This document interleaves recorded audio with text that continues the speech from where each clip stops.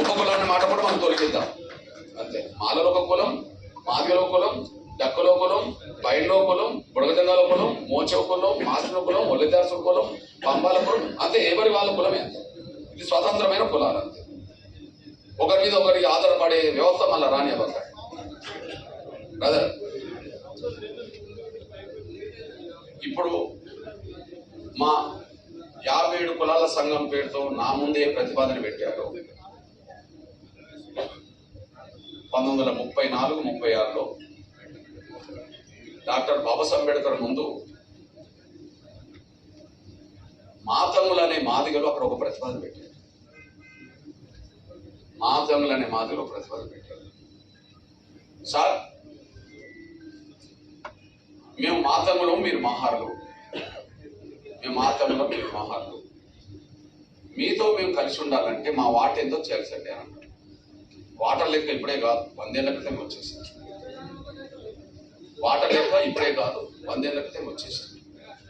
అది మీరు ఈశ్వర్ 17వ వాల్యూమ్లో మీరు చదవండి. అంబేద్కర్ రచనలు ప్రసంగాలనే వాల్యూమ్లో చదవండి, అందులో స్పష్టంగా ఉంటాయి. అప్పుడు ఆయన ఏమంటారంటే, ఓకే దళితుల మధ్యలో కూడా అసమానతలు, సాంఘిక వ్యవస్థ మన మధ్యలో కూడా కొనసాగుతుంది. ఇప్పుడు మనం అనే మాట ఏంటి? కొత్తగా మాట కాదు అది. ప్రతి 2 కులాల మధ్యలో సమానత్వం లేదు. ఏ విషయంలో కూడా సాంఘిక సమానత్వం లేదు, ఆర్థిక సమానత్వం లేదు, విద్యాపర ఎందులో సమానత్వం లేదు.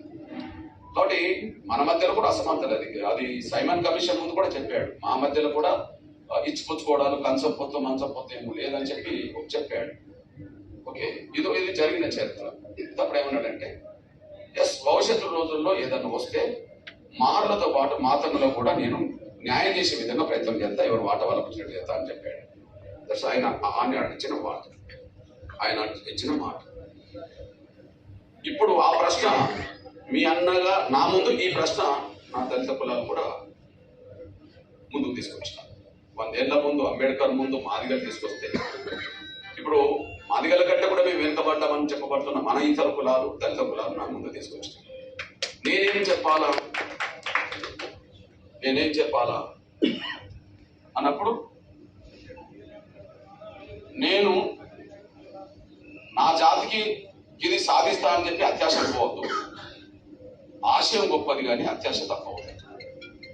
ఆశయం గొప్పది, అత్యాశ అయితే తప్పవద్దు. మీ ఆశయానికి నేను సపోర్ట్ చేస్తా, మీ ఆశయాన్ని సపోర్ట్ చేస్తా. కానీ ఇక్కడ రేపటి నుంచి మీ విధానం, మీ నిర్ణయాలు, మీ మాటలు మారాలి. మాలని దోషక చూపెట్టి మాదిగలు దోషక చూపెడితే మాదిగ ఉద్యమం ఎందుకు వచ్చినట్టు?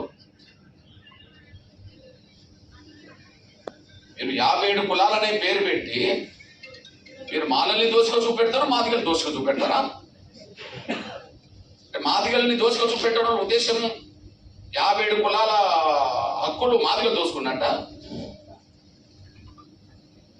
57 కులాల హక్కులు మాదిగలు దోసుకున్నట్ట? మాదిగలే దోసుకొని ఉంటే మాదిగల జనాభా కంటే మించి పొందాలి కదా అవకాశాలు.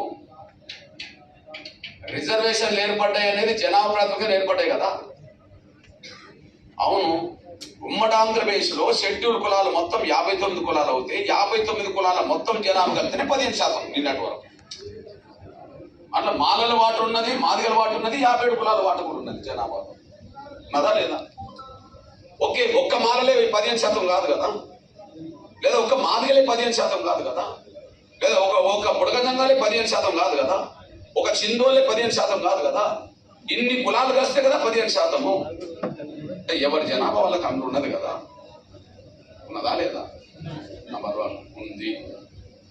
ఓకే, అందువల్ల ఈ దేశంలో షెడ్యూల్ కులాలు ఎవరు గుర్తించిన తర్వాత పలాని రాష్ట్రంలో ఒక 50 కులాలు కలిపితే షెడ్యూల్ కులాలు అయిందంటే 59 కులాల జనాభా, 50 కులాల జనాభా ఎంత శాతం అంటే అంత శాతం ఇస్తాడు రాష్ట్రం. దేశంలో అన్ని రాష్ట్రాల్లో జనాభా ఒక తీరుగా లేదు బ్రదర్.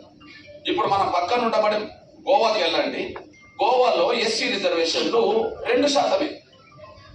ఎందుకు ఆడ 10% ఇస్తలేరు? ఆడ ఒక కులం కాదు, ఒక 20 కులాలు. 20 కులాల పేర్లుంటాయి ఎస్సీలో. వాళ్ళ టోటల్ లిస్టుకు వచ్చేటప్పటికి జనాభా 2% వస్తుంది.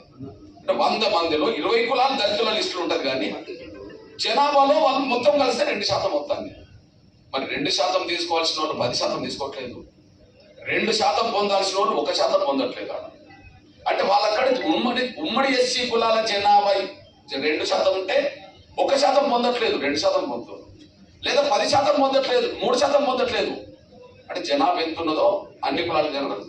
ఇప్పుడు తమిళనాడుకి పోదాం. తమిళనాడులో ఎస్సీ కులాల సంఖ్య ఒక 100 కులాలు ఉన్నాయనుకోండి. 100 కులాలు కలిస్తే అక్కడ జనాభా 19% వచ్చింది, 18% వచ్చింది. ప్రజెంట్ 18% అక్కడ అమలు జరుగుతుంది. ఆ 18%లో ఒక కులమే 18%? ఈడ 15%లో ఒక కులమే 15%? కాదు కదా. ఎవరికైనా రిజర్వేషన్లు ఏర్పడే పునాది ఎవరి జనాభా ఎంతో వాళ్ళకు గత రిజర్వేషన్లు అని చెప్పి రిజర్వేషన్ల సిస్టమ్ చెప్తున్నది. సిస్టమ్ ఏం చెప్తున్నది? అదే చెప్తుంది.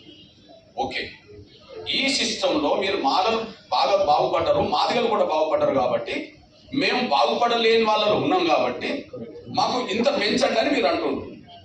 ఓకే ఓకే, ఇంత పెంచండి అంటే ఉన్న 15 నుంచే పెంచాలి, ఉన్న 15 నుంచే పెంచాలి. ఇప్పుడు నా లిస్టు, ఇప్పుడు నా రిజర్వేషన్ సిస్టమ్ ఎంత?